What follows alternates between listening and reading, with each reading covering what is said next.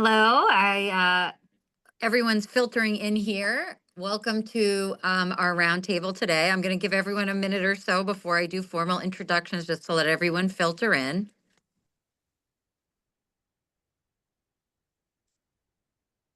And then we'll get started. Everyone, one more minute here. This is what I wanted. All right, awesome.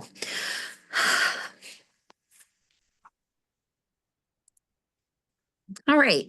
So for those of you that don't know, I'm Carolynn DeBenedictis. I am the chair of the APDR Roundtable Committee, and I am excited to be hosting the Match Update Roundtable with panelists today.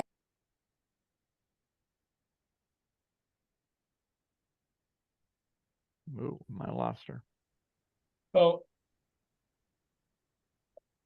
Oh, maybe wait a minute. See if she gets her audio back. Otherwise, all right. I think we okay. lost.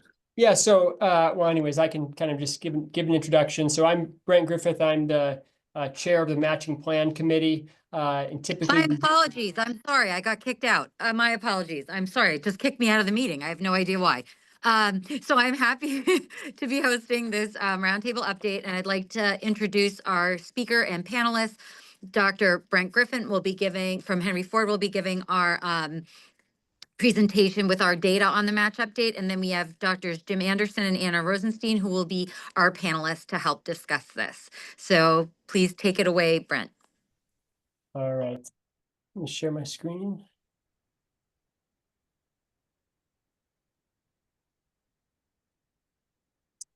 All right, you guys see my screen?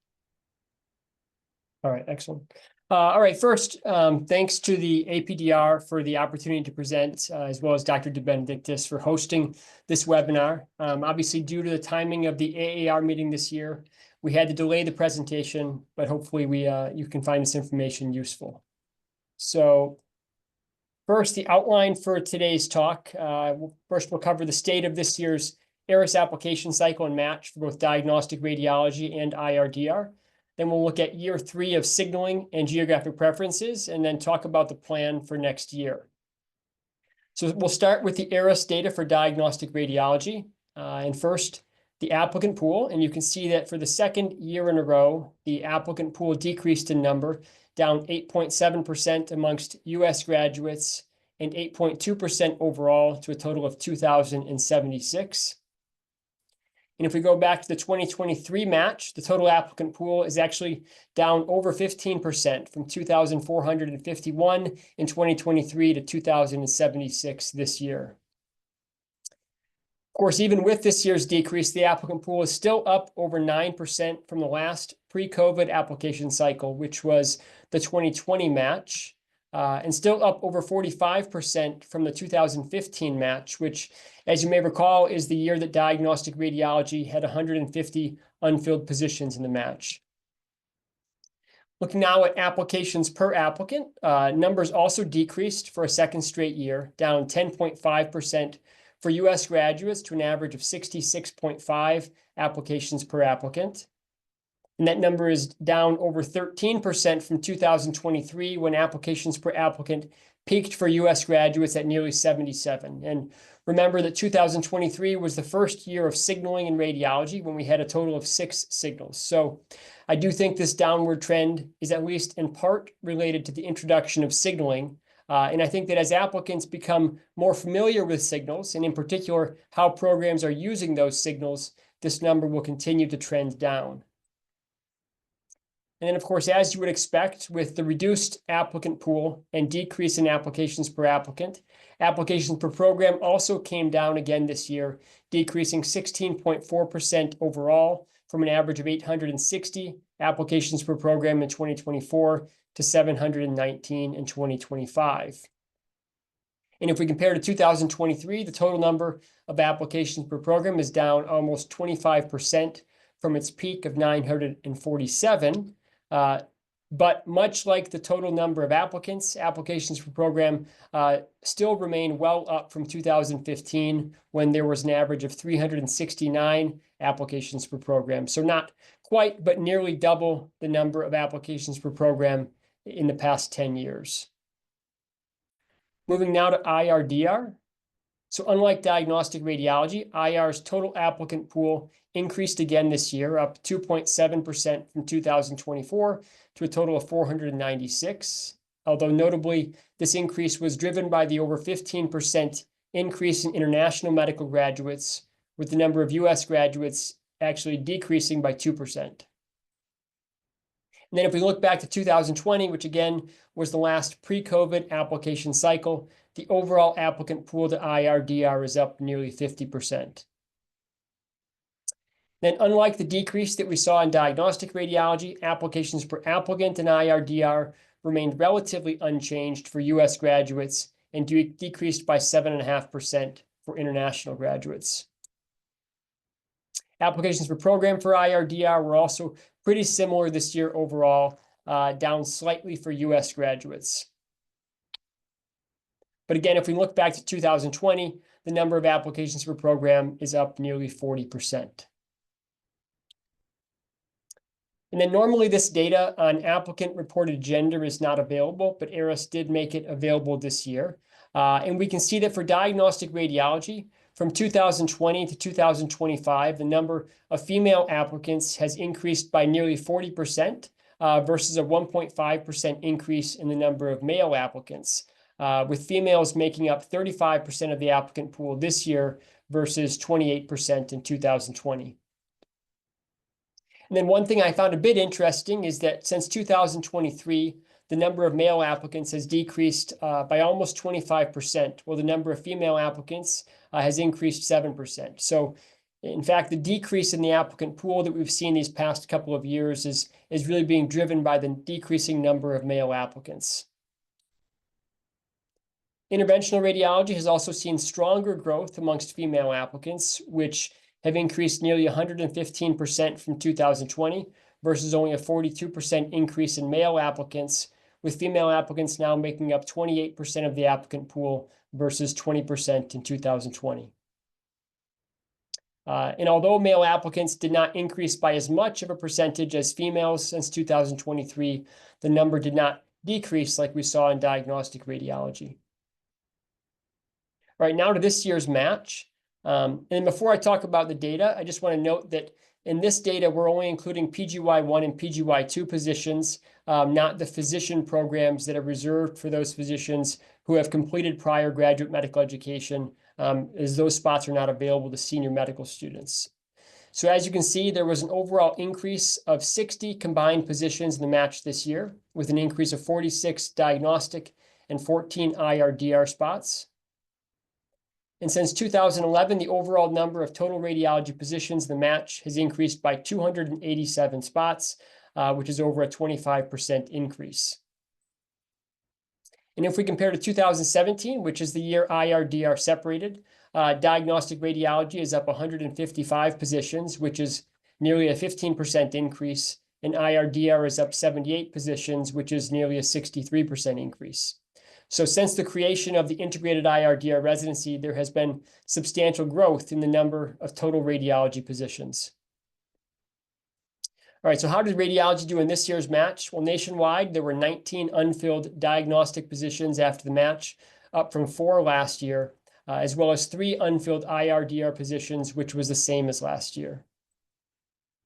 And if we look at the percent unfilled, which is the better metric to track since the number of positions has been increasing, you can see that both diagnostic and IRDR are still performing quite well, with only 1.6% unfilled positions for DR, which is up from 0.3% last year, and 1.5% for IRDR, which was slightly down from the 1.6% last year. Now, if you look historically at diagnostic radiology, you can see that despite the increase in unfilled positions this year, we're still doing quite well, and a 1.6% rate of unfilled positions is still pretty low. And then before I make a few observations on the next couple of slides, I just want to preface it by saying that I haven't researched this in depth, and there may be other factors in play that I'm not discussing. But one thing that kind of gives me pause for just about the last couple of years, particularly the decreasing applicants, is that if we look at these few bumps in the percentage unfilled that we've encountered over the past 25 years, one commonality that you'll see in those situations was a job market. And if we look at radiation oncology, which has struggled in the match in recent years, when surveyed, it was concern over the job market that was the primary deterrent for medical students who were interested in pursuing it as a specialty. And in just my brief online search about the job market in the years preceding a couple of these increases, I found this article from 2004, which stated job listings per job seeker were at the lowest level since 1997. The next year, the percent unfilled jumped up to nearly 5%. In 2011, a recruiter commenting about the number of open jobs in radiology. This seems to be about the bottom we've seen. In 2013, the New York Times, job prospects are dimming for radiology trainees. The 2014 JACR article analyzing the ACR jobs board, there were consistently more new job seekers than job postings throughout the study period. The next year, a 13.3% rate of unfilled positions. And then, of course, 2015 was the year that we had 150 unfilled positions in the match. And interestingly, I found this article from that time. Is it time for a reduction in radiology residency positions? They go on to say that the radiology job market is currently oversupplied, primarily a result of increasing residency positions despite indicators of decreasing demand. And then we saw this jump to 2.7% unfilled in 2020, but it's difficult to say if that was the start of a trend or not, because COVID came that year and really disrupted a lot of things. And so if that was potentially the start of an upward trend in unfilled positions, I think it's possible that COVID may have played a role in reversing it. And then that brings us to the increase in unfilled positions we saw this year. Now, again, only 1.6%, so not drastic, and likely at least in part impacted by the increasing positions in the match. But the difference when we compare to prior years is that we're in the midst of a growing imaging volumes in a great job market. This 2024 article, the field of radiology continues to face a significant mismatch between the supply of radiologists and the increasing demand for imaging services. And one other thing I found interesting was this 2023 article from Israel that looked at how medical students take into account the healthcare system's employment landscape when selecting a specialty. And the study found that medical students were more interested in a specialty that provides job security than one where it is easy to find work. And while you might think that those two go hand in hand, you can imagine situations where the fear of the unknown, whether it was concern for outsourcing radiology jobs that we had in the past, or concerns about AI that we're currently facing, where even in a good job market, medical students may be hesitant to pursue that specialty. And while I do think it's difficult to predict, I believe there is a strong possibility that we'll see this trend continue next year, especially if we see similar increases in the number of positions in the match and a decrease in the number of applicants. Now, all that being said, it is true that we still have many more applicants applying to diagnostic radiology than positions, a difference that I'm calling the match margin. And this graph shows the difference between total diagnostic radiology applications and diagnostic radiology positions in the match going back to 2017, which was the year that IRDR split. And this year, you can see that difference was 868. But of course, it's not quite that simple because we know that many of these applicants also applied to IRDR, and many, although a lesser number, actually matched into IR. So we shouldn't really include those in this margin. So another margin that we could look at would be to first subtract the IR applicants from the DR applicants, and then look at the margin between that number and the number of DR positions. But that's going to exclude many people who applied to IRDR but don't match, and instead match into diagnostic radiology. So the number that I think probably best reflects the true margin between DR positions and applicants is to first subtract the number of filled IR positions from the DR applicants, because that number, with the exception of people using radiology as a backup, should represent the number of people truly interested in matching into diagnostic radiology. And you can see that in this year's match, that number was 669. So still a lot of applicants who want to match into diagnostic radiology, but are not doing so. And then just for comparison purposes, although It's not exactly the same because IR was not a separate specialty at that time. But the difference between DR applicants and positions in 2015, which again was the year that radiology had 150 unfilled positions in the match, was 299. So we're not quite there yet, but if the trends continue, we could find ourselves close to that pretty soon. So a few take-home points. First, we saw a continued trend in increasing positions in the match, no doubt driven by the increasing demand for radiologists that pushes programs to increase their complements and even for some places to start entirely new programs. Next, the number of applicants to diagnostic radiology decreased for a second straight year. And why is that? Is it fear of AI, fear of commoditization, self-selection, or is it just the normal fluctuation that we've seen over the years? But as I showed, the one difference this year compared to prior years is that we're in the midst of a very strong job market with high demand for radiologists. And then finally, as we saw, historically, the match rate is still strong. But what about next year?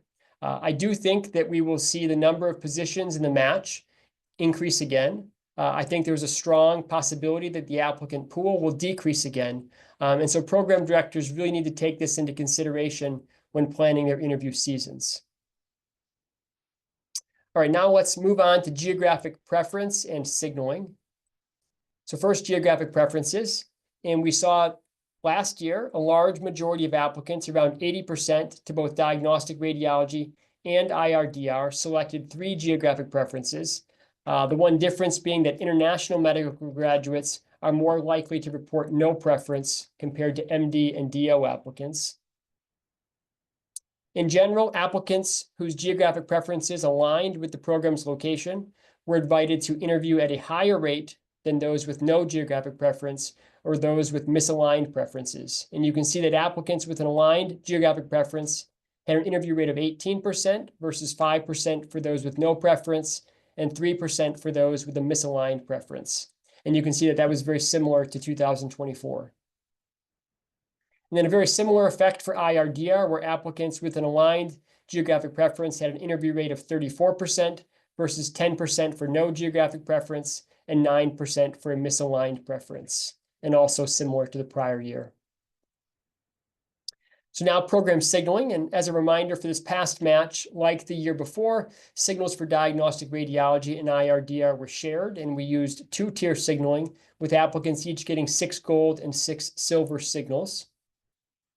In terms of signal distribution in diagnostic radiology, the top histogram here displays the number of signals each program received, and you can see that there was a fairly similar mean and range for both gold and silver signals, with programs receiving an average of 57.8 gold and 57 silver signals in a range between 7 and 166 signals for gold and 10 and 185 for silver. Also for both gold and silver, 18 programs received around 23% and 20% of all signals respectively. And the bottom histogram here displays the ratio of the number of signals received to the number of applications received by a program. So the programs on the far left of the histogram received signals from roughly 20% of their applicants, while those on the far right received signals from only a very small percentage of their applicants. And you can see that, like last year, the majority of programs received both gold and silver signals from less than 10% of their applicants.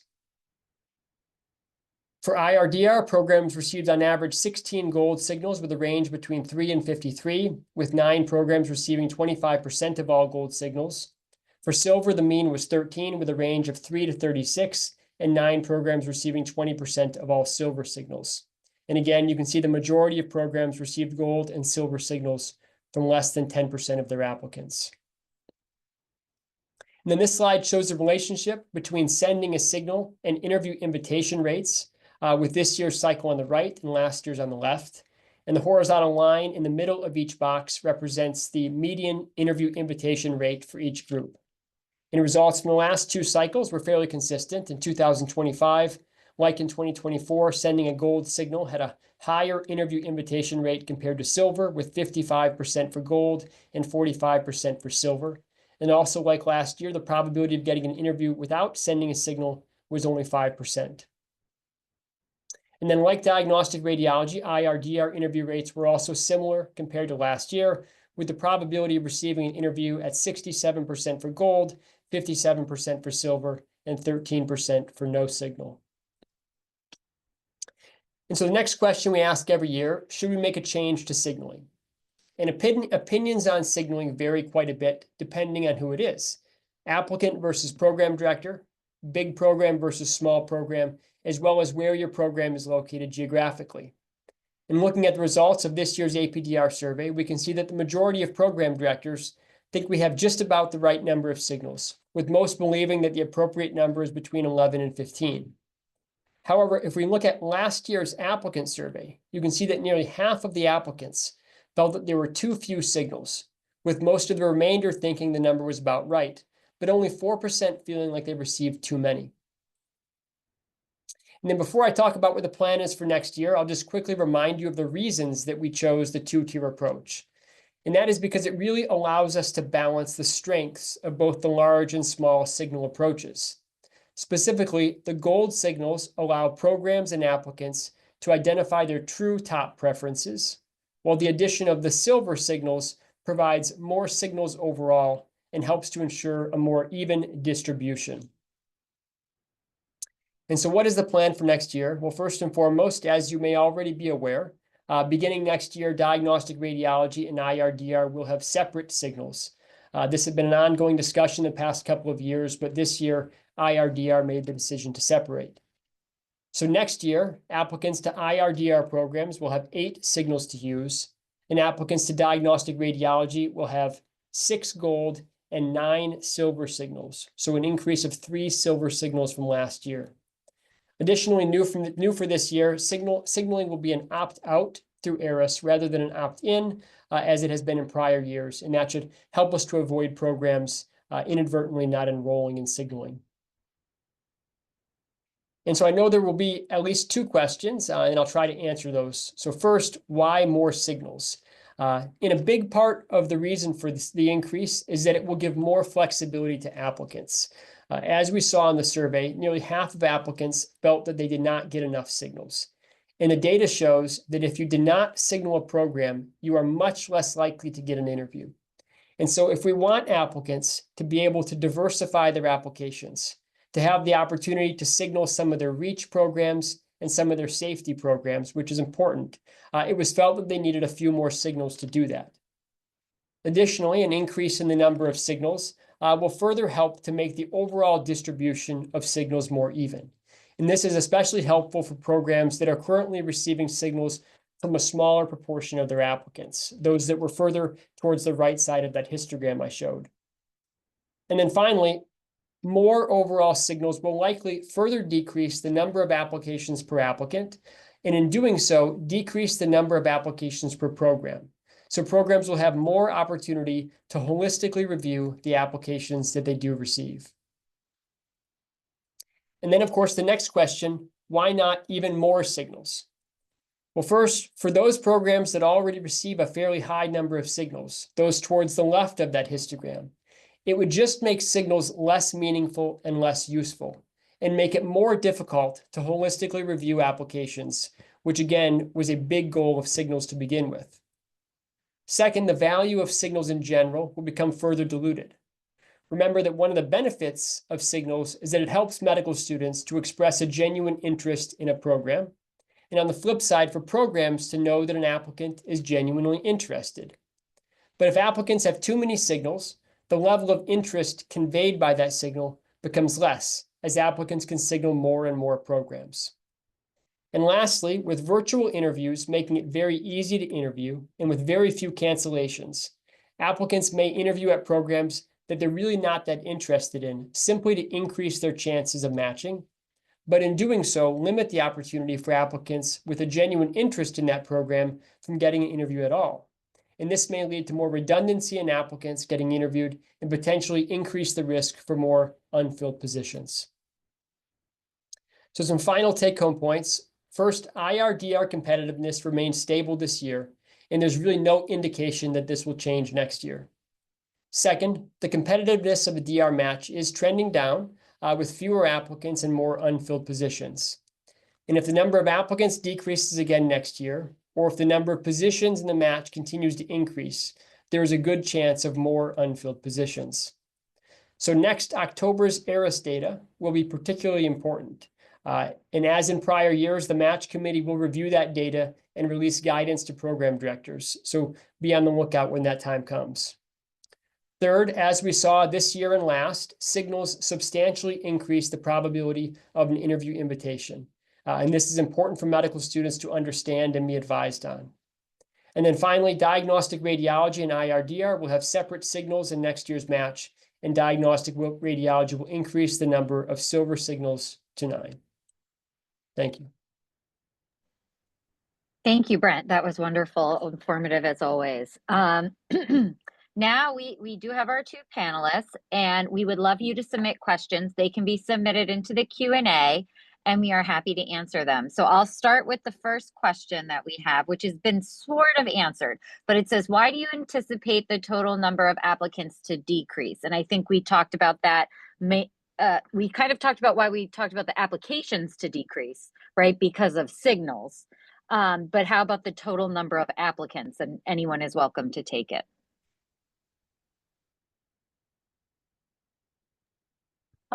Well, I think it's just looking at the trend. It's trending down. We were really high a couple of years ago, and so I just think the trend is right now for it to come down. But I can't say that for certain. When you go up and down, the question we really have, particularly when we're at the peak of our competitiveness, is are the applicants self-selecting? That's why things are going down, because they do self-select, and we see a drop. Generally does not affect our unfilled positions. But these past couple of years, this doesn't make sense. Our job market is extremely hot, and we're seeing increase in unfilled positions and things are going down. That doesn't make sense. The only way to explain this, I mean, again, it's hard to predict things, especially regarding the future.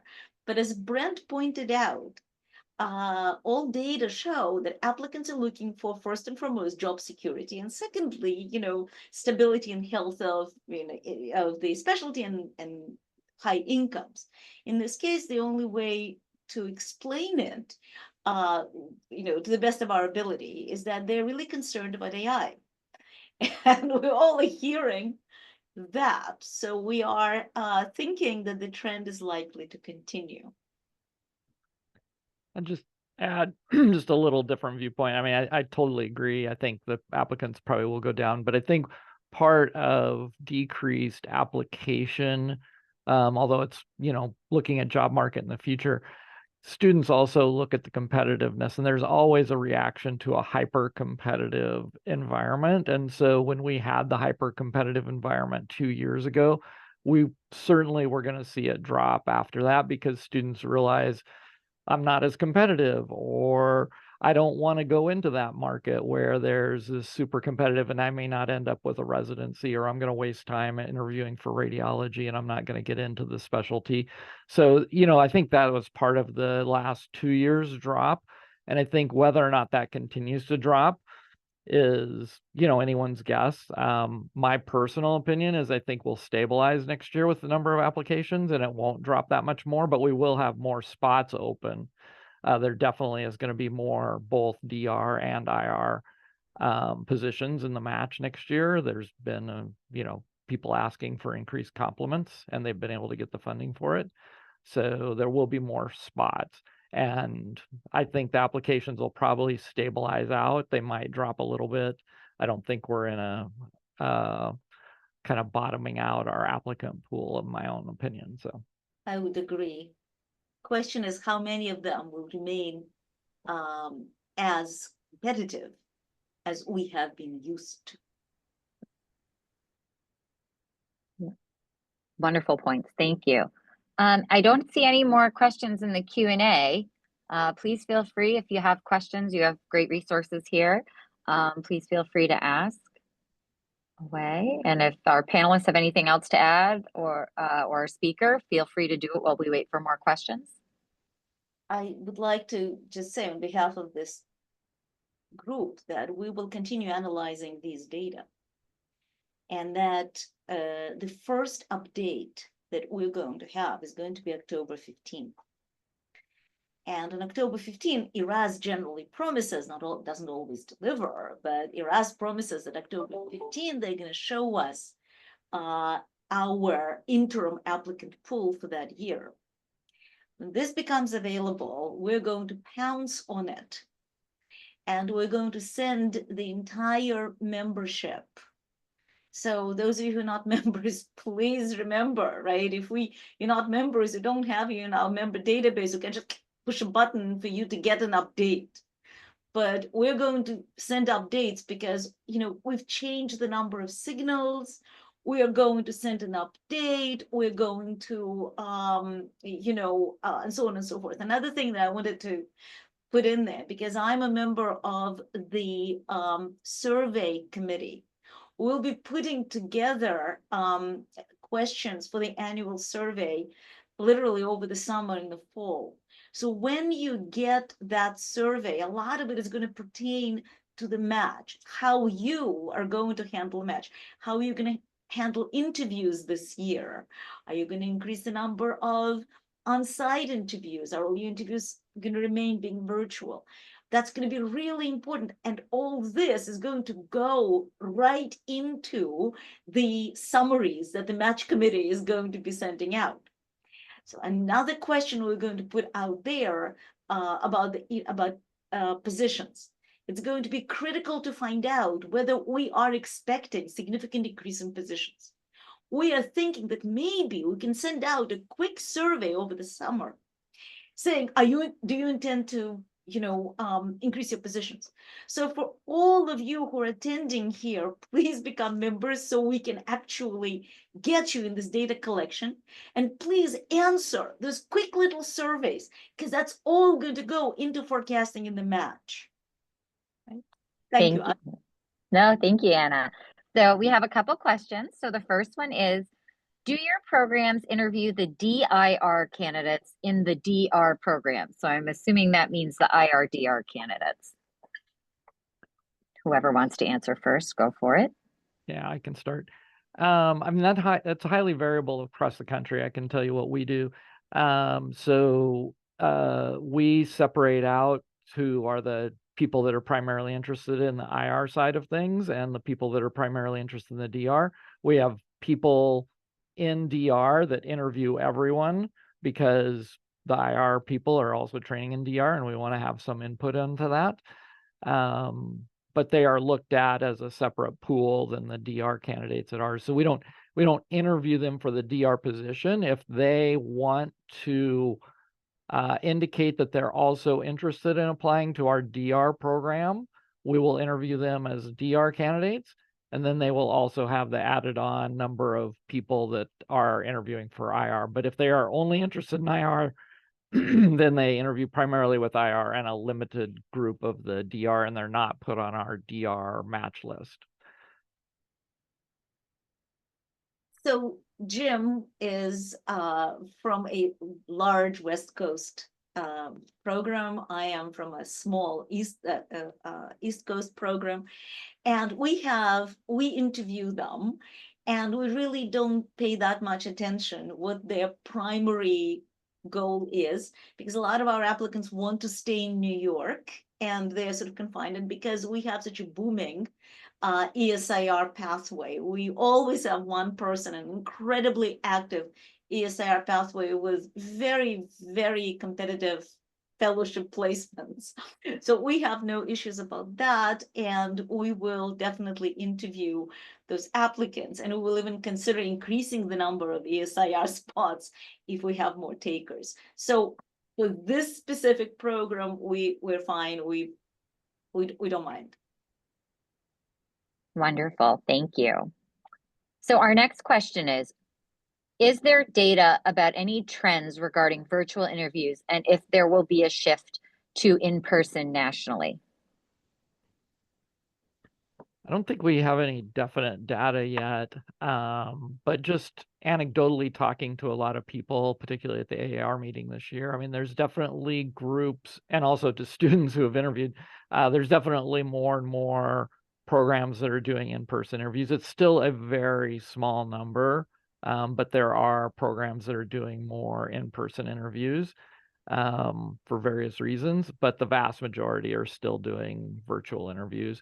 There has been a trend towards visitations of programs after the interview is conducted and just having more of a informal, non-interview meet and greet if people want to come to see your program, and various groups in both radiology and in other specialties sort of lock their match list so that it doesn't influence the ranking at that time. And there's various ways to do that. And the NRMP is working on ways to make that kind of done through them as well.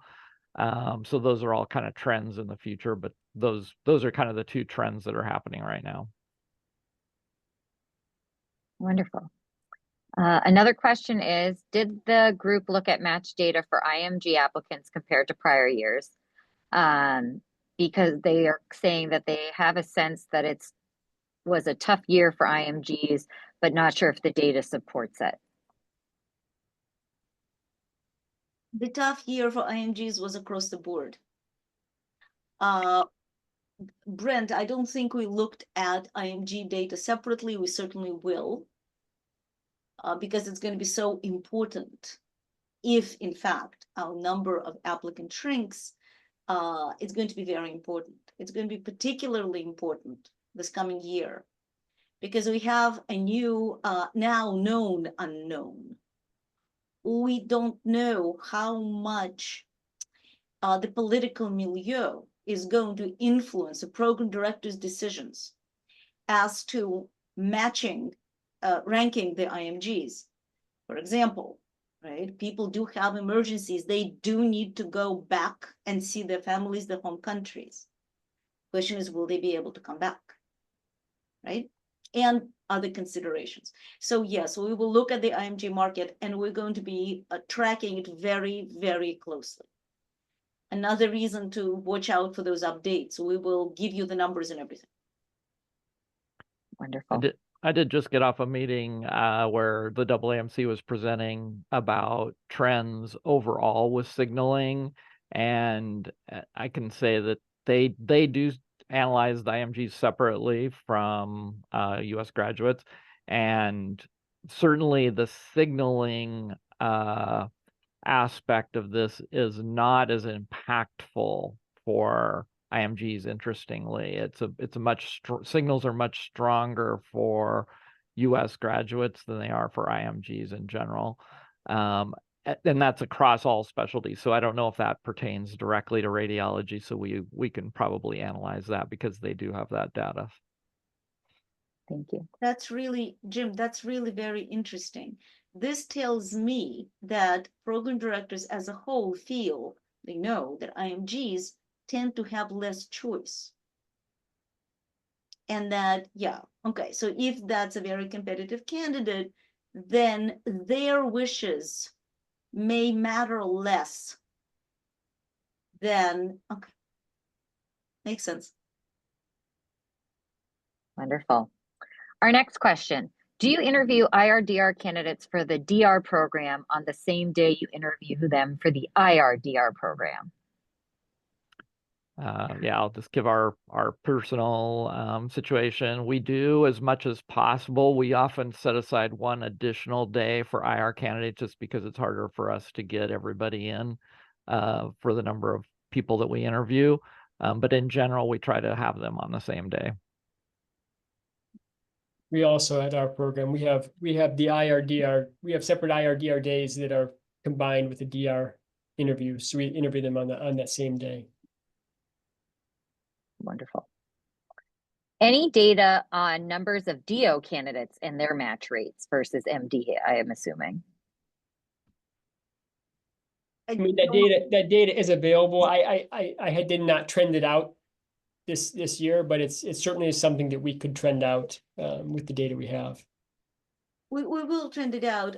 DOs in general are somewhat have lower match rates than USMDs, significantly higher match rates than IMGs. Just by looking at it, and I did look at it, from what I remember, that did not change. And again, just from the presentation I just saw, they also separated that out for all specialties, and the DOs, as far as signaling goes, matches pretty closely to the MDs. Very little difference, probably no statistical difference between what signals mean when DOs do it. So again, all US graduates tend to trend the same way when it comes to signals. Makes sense. Yeah, it does. All right, and the only other question I have, unless someone puts more in the chat after this, is what do you advise an IMG who genuinely interested in DR residency and spent the last couple years doing research? I would honestly advise that IMG candidate to get the highest possible scores and to apply wisely, in that this year that IMG applicant is going to get 6 golds and 9 silvers. And so given statistically the match rates for IMG applicants, I would have significantly more safety, sent to safety programs. Best of luck. I think it's Yeah. also, I think another tool you could use is the Residency Explorer tool that the AAMC has, where you can go to different programs, compare programs, and see what percentage of their applicants and people they interview are IMG versus DO versus MD, what percentage of people they interview signaled them, and all that. So it's actually a very useful tool. Yeah, I would reiterate that. I think that is because it's just new this last year, and so this is the second year it'll be in play, and that's very helpful to that. The other advice I give, any kind of unusual candidate specifically, not kind of your standard MD through the standard pathway, is, try and find somebody that can give you specific advice, because each application, each person's pretty unique, and what you offer a program and how to apply is very individualized when it comes to that. So it's hard to give general advice when you're not kind of the standard, MD candidate or MD-DO candidate, really. So try and find a good advisor if you're able to. Good advice, Jim. All right, I don't see any other questions in the chat, in the Q&A, or the chat for that matter. Any closing remarks or anything else anyone wanted to touch upon the panel, from the panelists?